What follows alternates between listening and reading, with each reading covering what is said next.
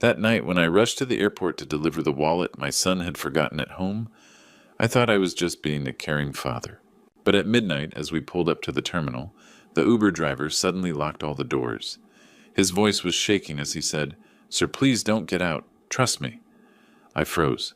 Why, I asked. He was pale with fear. "You'll understand in 5 minutes," he whispered. I had no idea that exactly 5 minutes later, 3 police cars would surround us completely, and I never imagined that night would change my entire life.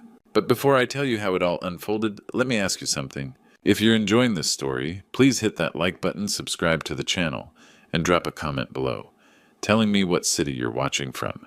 Your support means everything. Now let me take you back to where it all began. I'm Vincent Caldwell, 67 years old, and for the past 5 years, I've lived alone in a house that used to be filled with laughter. My wife Susan passed away in 2019. After she was gone, the silence in our West Hills home became unbearable. I threw myself into work, built up the business, and then focused everything on Garrett, my son, my only child. He became my whole world. Maybe I spoiled him too much. Susan used to warn me about that. That October night started quietly. Portland's usual drizzle tapped against the windows as I tidied up Garrett's old desk in my study. He'd been staying with me for a few weeks, said he needed to sort out some business matters. Around midnight, I found his brown leather wallet wedged between some folders. My heart sank. Garrett had left for the airport an hour earlier, heading to a conference in Denver. He'd hugged me goodbye, said, "Love you, Dad," and now his wallet sat in my hands. I opened it quickly. Everything was inside. His driver's license with that familiar photo, Garrett Andrew Caldwell, born March 15th, 1987. His credit cards lined up neatly, Visa, MasterCard, American Express. In the cash section, at least $300. Without this, he couldn't board the plane. He'd be stranded. I grabbed my phone and called him. It rang and rang. Voicemail. "Hey, it's Garrett. Leave a message." I tried again. Nothing. A third time. Still nothing. The grandfather clock in the hallway chimed. 12:20 in the morning. Garrett's flight was at 2. Less than 2 hours. My stomach twisted with worry. I couldn't drive myself. Not at night. My eyes weren't what they used to be. The headlights from oncoming traffic turned everything into a blurry mess. Susan used to handle all the night driving. After she passed, I just stopped going out after dark. But this was Garrett. My boy needed me. I opened the Uber app on my phone, my fingers slightly shaky. I typed in the destination, Portland International Airport. The app searched for a moment, then pinged with a notification. A driver had accepted. Black sedan, 4.9 stars. Arrival time 5 minutes. The driver's name appeared on my screen, Howard Fletcher. Perfect. I had time. I could get this wallet to Garrett before his flight. I'd catch him at the gate, see the relief on his face, maybe grab a quick coffee with him before he boarded. Just another example of Dad coming through when it mattered. I slipped my own wallet into my pocket, checked that I had my credit card, and stood up. The house felt especially quiet that night. Through the window, Portland's city lights flickered in the misty darkness below our hill. I put on my heavy coat, the fog would be cold, and picked up Garrett's wallet again. The leather was smooth and expensive. Tiffany had given it to him on their wedding day 3 years ago. He treasured it. My phone buzzed. The Uber was 2 minutes away. I stepped toward the front door, gripping the wallet tightly. "Don't worry, son," I whispered to the empty house. "Dad's got you." I grabbed my coat and headed for the door, clutching Garrett's wallet like it was the most precious thing in the world. Little did I know that wallet was bait in a trap meant to kill me. I was waiting on my front porch when the headlights appeared through the fog. I hurried down the steps and opened the back door, sliding into the leather seat. The interior was clean, quiet.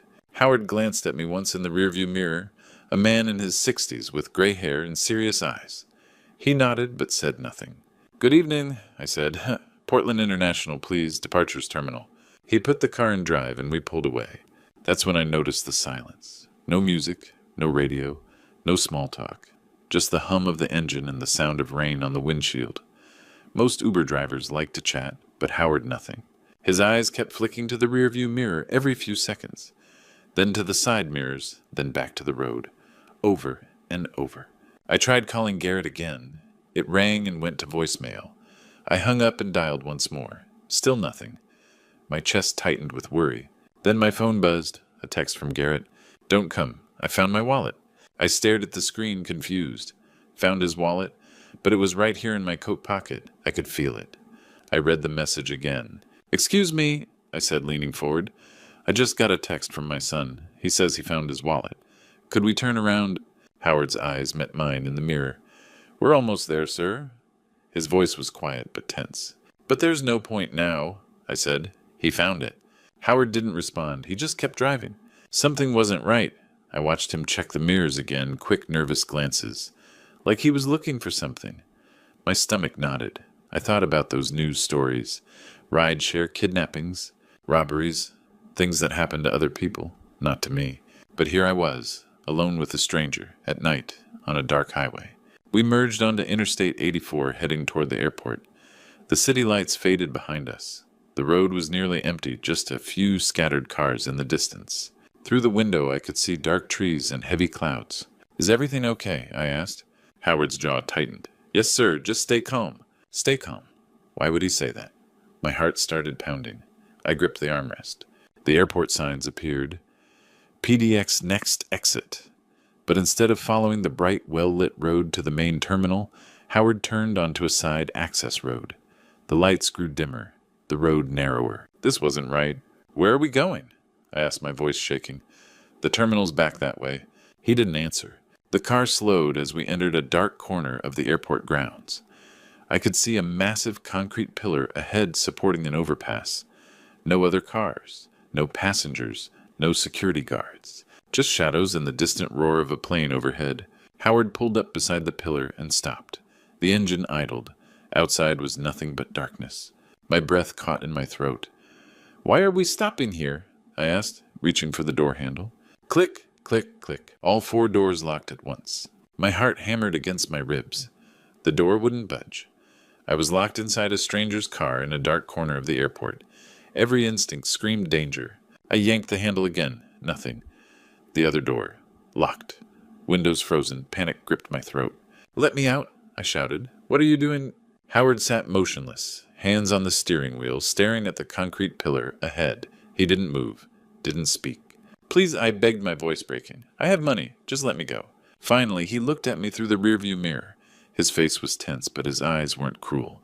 They were afraid. "Sir," he said quietly, "don't get out. Trust me. You'll understand. In 5 minutes.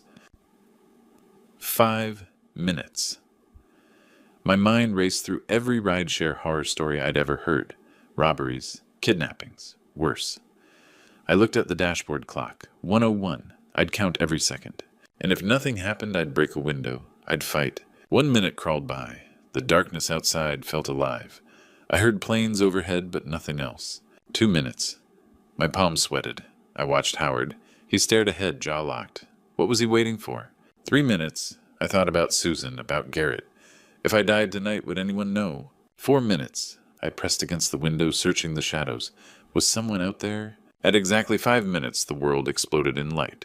Red and blue strobes flooded everything. Sirens screamed. 3 police cars roared in from different directions, boxing us in completely. Officers jumped out, weapons drawn. "Police don't move." I ducked down, heart in my throat. They ran past our car toward the concrete pillar, shouting, scuffling. A man in black went down hard, face first, into pavement. Officers pinned him, yanked his arms back. Something skittered across the ground. A knife, long and curved, gleaming under police lights. An officer picked up a cloth with gloved hands. Even through the closed car, I smelled its sharp chemical. Chloroform. Click, the lock's released. Howard turned to me, exhausted. "It's okay now, sir. You're safe." A plainclothes detective approached, tapped Howard's window. Tall man, 40s badge on his belt. "Howard," he said, nodding. "Good work. We got him." "Thanks, Harper." They knew each other. Howard faced me. "Mr. Caldwell, I'm Howard Fletcher. 15 years ago, I was head of security for your company. Before you retired, you asked me to watch over you. Tonight I got a tip someone planned to hurt you. That man," he gestured toward the police car, "Wesley Grant, hired to kill you, the moment you stepped out." I looked up through the windshield. Beyond the lights, I could see the departures terminal's second level. Glass walls brightly lit. 2 people stood together near the monitors. Garrett, his arm around a woman's waist. Tiffany, his wife. They stared down at the scene, faces twisted with fury. 2 large suitcases at their feet. Garrett was supposed to be at a conference. Alone. But there they stood, holding each other, watching their plan crumble. My chest tightened. No, it couldn't be. Howard's voice was gentle. Sir, I need you to check that wallet one more time. Look between the cards. My hands shook as I pulled out Garrett's wallet. Behind the credit cards, tucked in a hidden slot, were folded papers. I pulled them out, unfolded them under the dim light, and what I saw made me want to scream. The papers told a story I never wanted to read, but once I started, I couldn't look away. My hands trembled as I unfolded the first document under the dim car light. Airline tickets. 2 one-way flights to the Cayman Islands departing tonight. Passenger 1, Garrett Andrew Caldwell. Passenger 2, Tiffany Marie Caldwell. The Cayman Islands, a place where people ran to disappear. I unfolded the second paper. My vision blurred before the words focused. Life insurance policy. $5 million. Insured, Vincent Robert Caldwell. Beneficiary, Garrett Andrew Caldwell. The date was 6 months old, a policy I'd never seen, never signed. The third document made my stomach drop. Business transfer agreement. My company 40 years of work signed over to Garrett. At the bottom, my signature, except it wasn't mine. The loops were wrong. Forged. I looked up at Howard, my mouth dry. I don't understand. He put the car in drive and pulled away from the flashing lights. I'll explain everything, sir, but we need to get you home first. We merged onto the highway in silence. Portland's lights blurred past my window. Finally, Howard spoke. 3 months ago, I started noticing things. Garrett was being watched by loan sharks, dangerous people. I did some digging. Your son owes $350,000 to an illegal online gambling operation. $350,000? My throat tightened. I have a contact close to Garrett's circle, Howard continued. Tiffany's been pushing him hard. She told him, your father is old anyway. He won't last much longer. Why wait? The words hit like a fist. Why wait for me to die when they could speed it up? They hired Wesley Grant 2 weeks ago. The plan was simple. Get you to the airport alone at night. Wesley would grab you the moment you stepped out. Chloroform to knock you unconscious. Then stage it as a robbery gone wrong.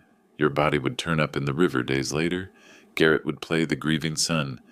Report you missing, cry at your funeral, and months later quietly collect $5 million and take over your company. I couldn't breathe. My chest felt crushed. My own son, I whispered. My only child. A memory stabbed through me. Garrett at 6 years old, wobbling on his first bicycle. Susan holding the seat laughing. Me running alongside. I'll always be there for you, son. I won't let you fall. He'd looked back with bright, trusting eyes. Promise, Dad. I promise. I'd kept that promise his entire life. I'd given him everything. And this was how he repaid me. Tears burned down my cheeks. I didn't try to stop them. I sat there in Howard's car, clutching those papers, feeling my heart break into pieces. Howard glanced at me in the mirror. Sir, they don't know you discovered this. They think their plan just got delayed by bad luck. That's your advantage. I wiped my eyes with the back of my hand.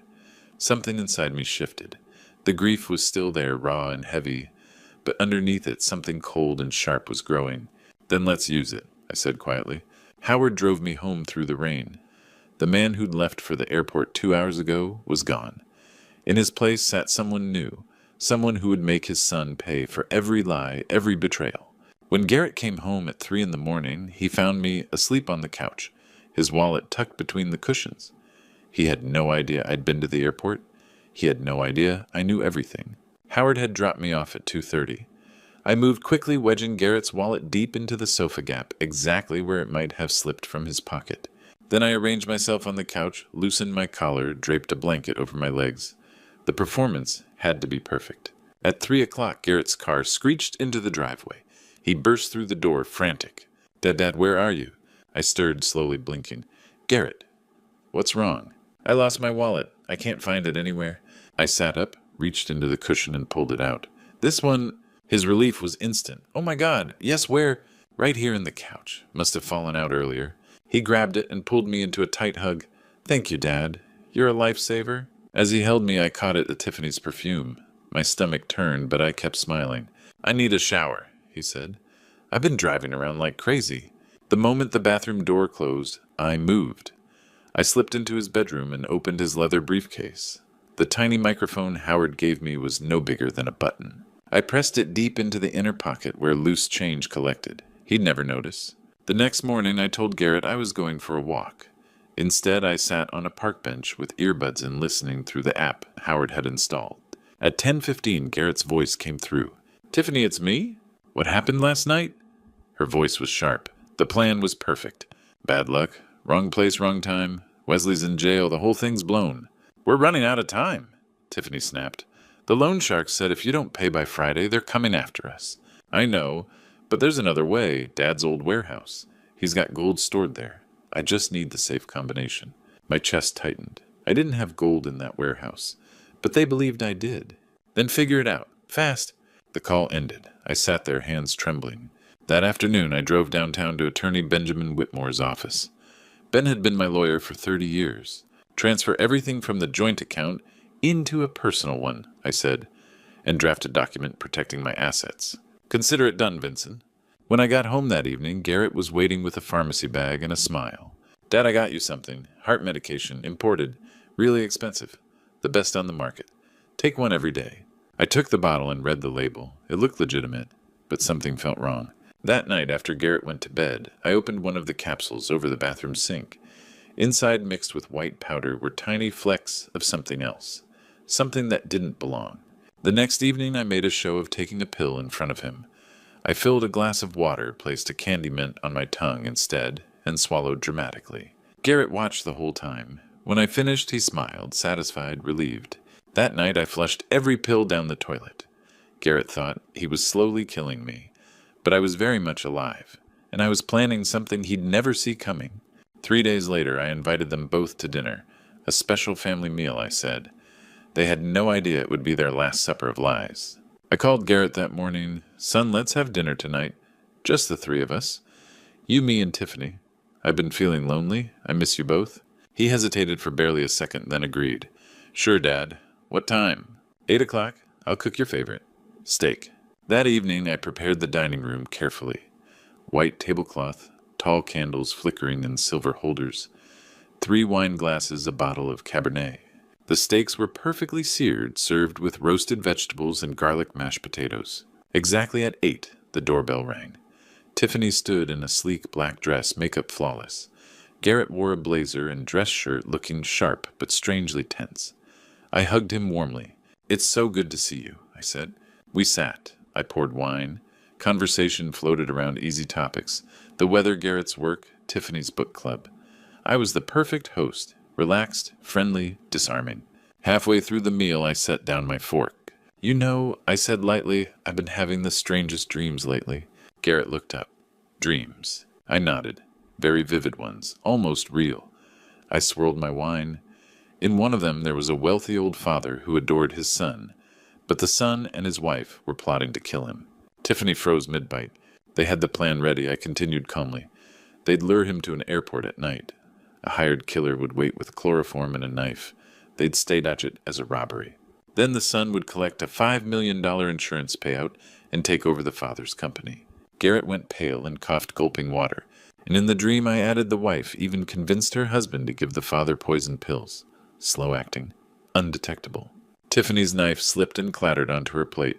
Her face drained of color. I smiled gently. Thank God it was just a dream, right? My Garrett would never do such a thing. Would you, son? Garrett opened his mouth, but nothing came out. I let the silence stretch, then leaned forward. But that dream made me think. About mortality. About what happens after I'm gone. So today I went back to Attorney Whitmore's office, and I changed my will. Garrett's eyes widened. What? If I die under unusual circumstances, anything sudden or suspicious, anything before age 75, every asset I own will go to charity. The Children's Hospital, the Cancer Research Foundation. Tiffany sucked in a sharp breath. You and Tiffany, I said, looking straight at Garrett, won't inherit a single dollar. Dad, that's extreme, Garrett stammered. Why would you? Because I love you, I said. You're smart, capable. You don't need an inheritance. Build your own life. That's what real men do. He tried to argue, voice shaking. But the company is protected, I said. Everything is signed, witnessed, legally binding. If anything happens to me, it all goes to charity. There's nothing you can change. Silence fell. The candles flickered. The wind rattled the windows. I picked up my knife and fork, calmly cut another piece of steak and ate. Across from me, Garrett and Tiffany sat frozen, their faces stiff with shock and rage. I finished my meal in silence. They barely touched theirs. What they didn't know was that tiny cameras were hidden in the corners of the room, recording every word, every expression, every panicked glance. And the real trap, it hadn't even sprung yet. That night, Garrett and Tiffany made the worst decision of their lives. If they couldn't inherit my money, they would torture to get it. I wasn't there to see it, but Howard's contact told me everything. Around 8 in the evening, Garrett drove to Tiffany's apartment on the east side of Portland. She opened the door before he could knock. Her face was hard furious. "We're broke, Garrett," she hissed, pulling him inside. "Your debt collectors called again. They want $350,000 by Friday, or they're coming for us. And your father just cut us off completely." Garrett collapsed onto her couch head in his hands. "I don't know what to do." Tiffany paced like a caged animal. "I do. Your father has gold. Cash. He told us himself, stored in that old warehouse. If we can't inherit it, we'll take it. We'll make him give us the combination to that vault." Garrett looked up pale. "You mean—" "I mean exactly that," Tiffany snapped. "We grab him. We make him cooperate. He gives us the code. We disappear with the money. It's the only way." Garrett was silent for a long moment. Then he nodded. He made 3 phone calls. Dustin, Cody, Hunter, men he'd met through his gambling circles. Rough men who didn't ask questions if the price was right.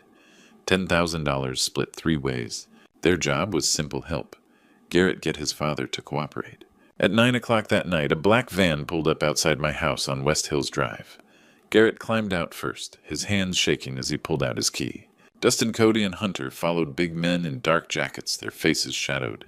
Garrett unlocked the front door and pushed it open. The house was dark, silent. "Dad," Garrett called out. His voice echoed through the empty hallway. No answer. They stepped inside. Tiffany flicked on the light switch. Nothing happened. The power was off. "Where is he?" Tiffany whispered, her voice tight with fear. They searched the house. The kitchen empty. The living room empty. My bedroom upstairs, the bed made untouched. It was as if I'd vanished. Garrett stood in the middle of the living room, breathing hard. "He's not here." Then from the dining table, a soft glow. The laptop screen flickered to life, casting blue light across their shocked faces. A video call connected automatically, and there I was. "Hello, Garrett," I said calmly. My face filled the screen. "Hello, Tiffany. And hello to your 3 friends." Garrett stumbled backward. "Dad, what—" I pointed toward the corner of the room. A small red light blinked in the darkness. A camera. "Everything you've done tonight is being recorded," I said. "And it's being live-streamed directly to my lawyer, Attorney Benjamin Whitmore, and to Detective Harper at the Portland Police Department. Every word, every action." Tiffany's face went white. "You're bluffing." I smiled, but there was no warmth in it. "Am I—" Garrett's voice cracked. "Dad, where are you?" "Somewhere you'll never find me," I said. "Somewhere safe. You wanted my money, Garrett. You were willing to torture your own father for it." My voice hardened. "I'll give you one chance. One." I leaned closer to the camera. "There's a warehouse in the Northwest Industrial District. You know the one. Inside, beneath machine number 7, there's a floor safe. The combination is your mother's wedding date reversed. Inside that safe is cash. Gold. Enough to pay off your debts and disappear." Garrett stared at the screen, tears streaming down his face. "Dad, please." "Take it," I said coldly. "Take it and leave Portland. Tonight. I never want to see you again." "Dad, I'm sorry, I didn't mean—" "Don't call me Dad," I interrupted, my voice like ice. "You lost that right the moment you hired a man to kill me. You're not my son anymore." Garrett fell to his knees, sobbing. Tiffany grabbed his arm, hissing, "Get up, let's go get the money." I watched them through the camera, watched my son crumble, watched the woman who'd poisoned his heart drag him toward the door. "Garrett," I said quietly. He looked back at the screen one last time, his face destroyed. "Goodbye." The screen went black. They scrambled out like rats fleeing a sinking ship. From my hotel room 20 miles away, I watched them leave on my phone. Howard sat beside me, his face grim. "The police are ready, sir," he said quietly. "They're waiting at the warehouse." I nodded, my jaw tight. "Let's end this." At 10:30 that night, Garrett's van pulled up in front of my old warehouse. He had no idea I was watching. He had no idea the police were already inside. Howard and I sat in his car 2 blocks away. My phone showed the live feed from Detective Harper's cameras. I watched Garrett, Tiffany, and the three men slip through the rusted door. Flashlight beams cut through the darkness inside. They found machine number 7 and started digging. The sound of metal on concrete echoed through the warehouse. 45 minutes of brutal work. Sweat, blood, desperation. Finally, they uncovered the floor safe. Garrett's hands shook as he spun the dial. His mother's wedding date reversed. 83, 14, 6. Click. The safe opened. Garrett reached inside, hope flooding his face. Then he froze. No gold, no cash, just papers. Gambling records, bank statements, photos of him and Tiffany at the airport, the forged documents, the insurance policy. At the bottom, a white envelope. Garrett tore it open. For my traitorous son. The treasure isn't here. This is evidence. The police are coming. His face went white. Blue and red lights exploded through the windows. Portland police, hands in the air. Detective Harper burst through the doors with 10 officers. Dustin tried to run and was tackled. Cody and Hunter dropped to their knees. Tiffany screamed, blaming Garrett for everything. Get on the ground. Garrett collapsed sobbing as handcuffs snapped around his wrists. Then I stepped inside. Howard walked beside me. The warehouse fell silent. Garrett's head snapped up, tears streaming down his face. Dad! I walked slowly toward him and stopped a few feet away. My son knelt on the concrete floor, hands cuffed behind his back, surrounded by the evidence of his betrayal. Dad, please, he whispered. I'm so sorry. Please, I'm begging you. He tried to crawl toward me. An officer held him back. I'm your son, he sobbed. I looked at him for a long moment. The boy I'd taught to ride a bike. The young man I'd been so proud of. All of it gone.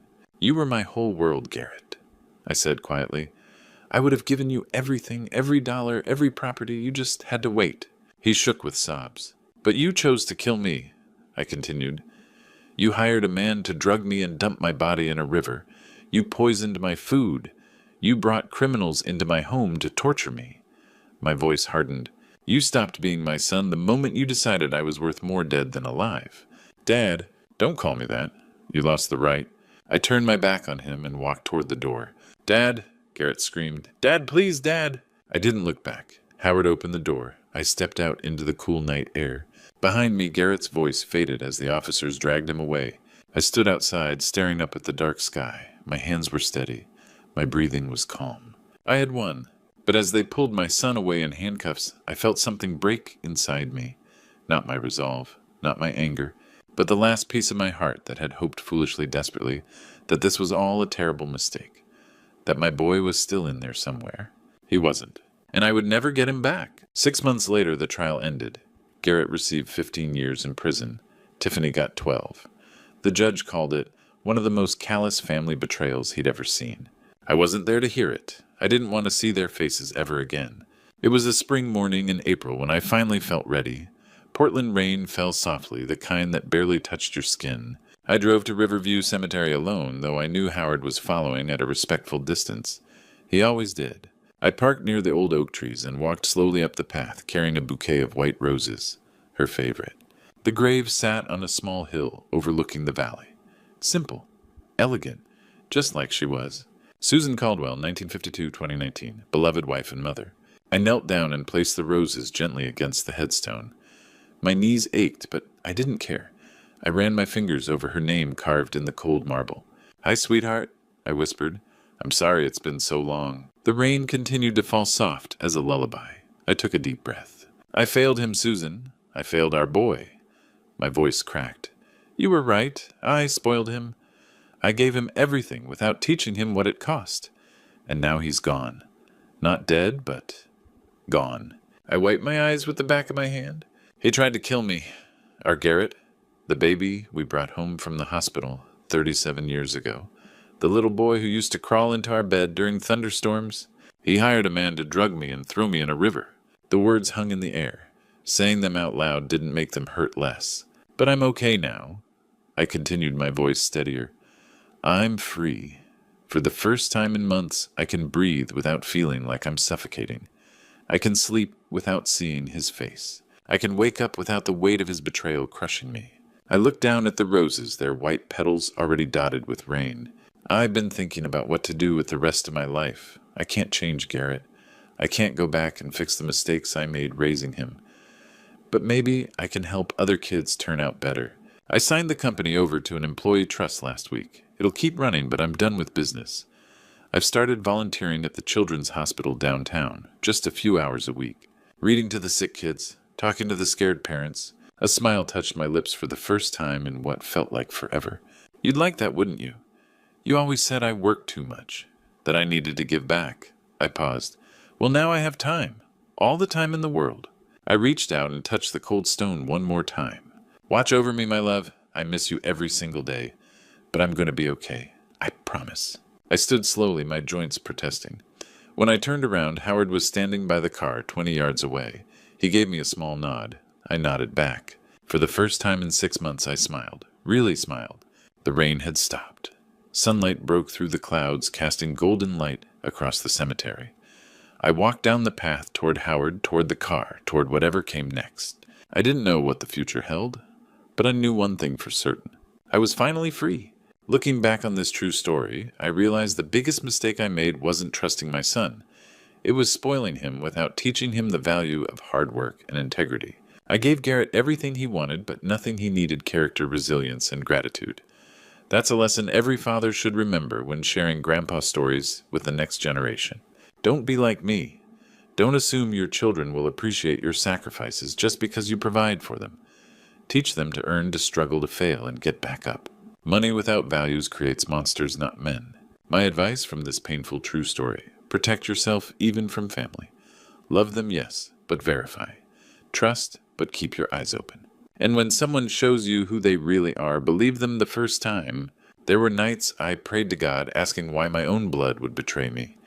I didn't get an answer in words, but I found it in freedom. God gives us the strength to survive even the deepest wounds and the wisdom to know when to walk away. If you're a father or grandfather listening to grandpa stories like mine, teach your family. This wealth is temporary, but character is forever. Don't let your legacy be measured in dollars. Let it be measured in the kind of people your children become. That's the true story I'll carry for the rest of my life. These are the grandpa stories we must share, not to relive the pain, but to prevent others from suffering the same fate. Now I want to hear from you. Have you ever been betrayed by someone you trusted? How did you survive it? Drop a comment below and share your story. If this resonated with you, please like this video. Subscribe to the channel and share it with someone who needs to hear it. Your support means everything. Thank you for listening, and remember, you deserve to be free.